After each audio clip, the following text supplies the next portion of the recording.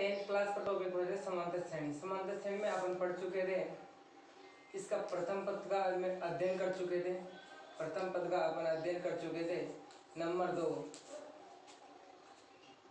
इसके बाद सार अंतर का भी अपन अध्ययन कर चुके थे। इसको अपन ए से डिनोट करते हैं, इसको डी से डिनोट करते हैं। इसके बाद नंबर 3, पदों की संख्या उसका भी अपन अध्ययन कर चुके थे और इसको अपन किसे लिखते हैं, एन से लिखते हैं। इसके बाद नंबर 4 में अपन अध्ययन करते थे एन वापद, समांतर श्रेणी का एन वापद, उसको किससे डिनोट करता हूँ मैं, ए एन से। इसके बाद अपन अध्ययन कर चुके थे अंतिम पद, समांतर श्रेणी का अंतिम पद, और अंतिम पद को मैं किससे लिखता हूँ, एन से लिखता हूँ। सार अंतर का फार्मूला अपने पास आ चुका था। सार अंतर का मैंने फार्मूला निकाला था, d बराबर ए एन माइनस 1, या तो ये कर सकते हो या फिर d बराबर A N plus 1 minus A N, दोनों एक ही चीज है। मतलब क्या करना, आगे वाले पद में से पीछे वाला पद अपने को माइनस करना है। इसके बाद एन वापस पदों की संख्या, प्रत्येक समांतर श्रेणी में पदों की संख्या आपको दी भी होगी। एन का मान क्या होता है यहाँ पे, धनात्मक पूर्णांक। एन का मान क्या लेते हैं, धनात्मक पूर्णांक। इसके बाद आता है अपने पास 4 नंबर में अध्ययन करवाया था आपको एनवा पद, और एनवा पद का सूत्र होता है एन बराबर a plus n minus 1 into d का फार्मूला। इसके बाद जो अंतिम पद, एन का मतलब होता है आपको कोई सा भी पद पूछ सकता है, एन मतलब धनात्मक पूर्णांक संख्या, और कोई सा भी नंबर हो सकता है। लेकिन जहाँ अगर अंतिम पद की बात आती है, वह अंतिम पद मतलब वो केवल लास्ट वाला पद है, और लास्ट वाले पद का भी सूत्र क्या होता है, n minus 1 into d. N बराबर लास्ट वाले पदों की संख्या लिखनी है यहाँ पर। इतनी बात आज बात सुनी। इसके बाद अपन बात करेंगे समांतर श्रेणी में पदों का चयन।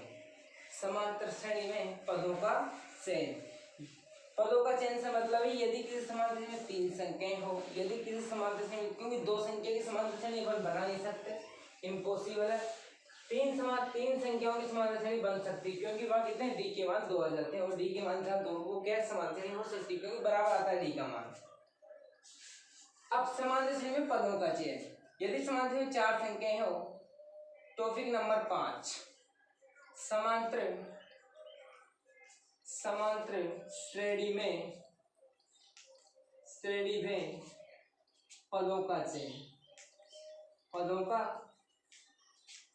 पदों का चयन, ये टॉपिक के बाद समांतर श्रेणी में पदों का चयन। यदि अपने पास कोई समांतर, यदि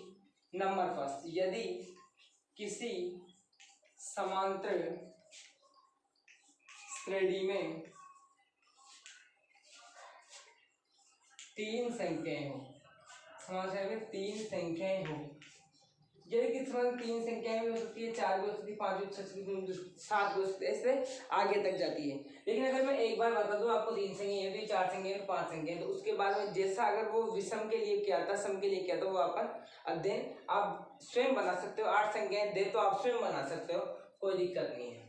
तो 3 संख्याओं की बात करता हूँ। समांतर में 3 संख्याएं कौन कौन सी होती है, पहली संख्या होती है ए माइनस डी, दूसरी होती है ए, और तीसरी होती है ए प्लस डी।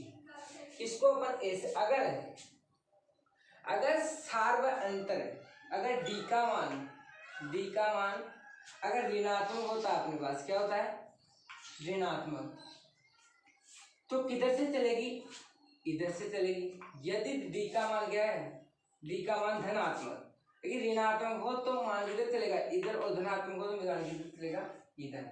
अगर डी का मान अगर ऋणात्मक है तो प्रथम पद समांतर श्रेणी का ये होगा, अगर डी का मान अगर धनात्मक है तो प्रथम पद क्या होगा, ये होगा। ये चीज आ जानी चाहिए समझ में। इसके बाद यदि किसी समांतर श्रेणी में 4 संख्याएं हो, नंबर 2, यदि किसी समांतर श्रेणी में 4 संख्याएं हो, 4 संख्याएं समांतर श्रेणी में कौन कौन सी होगी वो भी मैं आपको बता देता हूँ। समांतर श्रेणी में 4 संख्याएं, a माइनस 3d पहली संख्या दी है, इसके बाद a माइनस d दूसरी संख्या है, तीसरी संख्या अपने पास ए प्लस डी और चौथी संख्या ए प्लस 3d। प्रत्येक संख्या के देखो मैंने कोमा लगाया, कोमा क्योंकि प्रत्येक ये क्या है अलग अलग है। यहाँ आपको इनके लिए क्या रहेगा, यदि किसी समाधान में 4 संख्याएं हैं तथा संख्याओं के वर्गों का योग इतना है या फिर संख्याओं का योग इतना है, तो आपको समाधान श्रेणी में संख्याएं ज्ञात करनी है कि संख्याएं कौन कौन सी होगी। इसके बाद नंबर 3, यदि समाधान श्रेणी में 5 संख्याएं हों, यदि समांतर श्रेणी में में 5 संख्याएं हो, कितनी संख्याएं 5, तो 5 संख्याएं कौन कौन सी होगी, 5 संख्याएं कौन कौन सी होगी वो भी अपन क्या मैं इसमें बता देता हूँ। 5 संख्याएं a माइनस 2d,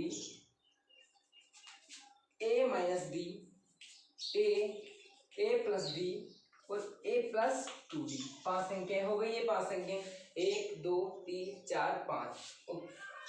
इनको आप ब्रैकेट में लिख सकते हो क्योंकि प्रत्येक संख्या क्या है अपने पास अलग अलग है, इसलिए मैंने क्या है इसमें कोमा लगा रखा है। प्रत्येक के बीच में मैंने क्या है इसमें कोमा लगाया है। इसके बाद अपन अध्ययन करना नंबर 4 के ऊपर। यदि किसी समांतर श्रेणी में 6 संख्याएं हो। अब समांतर श्रेणी में 6 संख्याएं कौन कौन सी होगी, समांतर श्रेणी में 6 संख्याएं,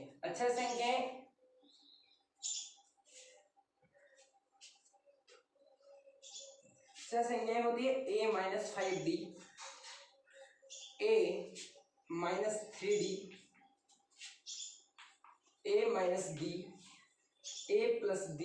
प्रत्येक के साथ में क्या लगाना है, कोमा लगाना प्रत्येक के बाद में, a प्लस 3d, इसके बाद है a प्लस 5d।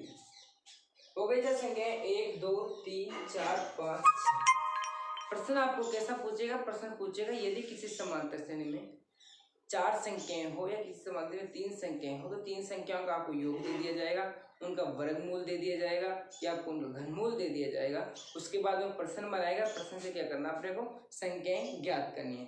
अब जैसे ही अगर फिर अपने पास क्या है वो अगर वर्गमूल देगा या घनमूल देगा या जोड़ों का जोड़ देगा या घटाव देगा, तो अपने पास 2 इक्वेशन बनेगी, प्रथम इक्वेशन द्वितीय इक्वेशन। दोनों इक्वेशनों को अपन क्या है दोनों इक्वेशनों को हल करके अपने a और d का मान ज्ञात कर लेंगे।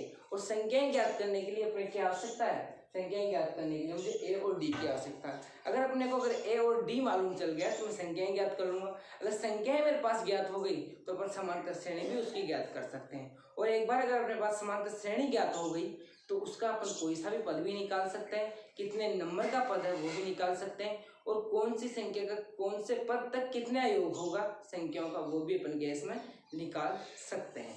इसके बाद अपने पास आता है योग, समांतर श्रेणी की योग। आपको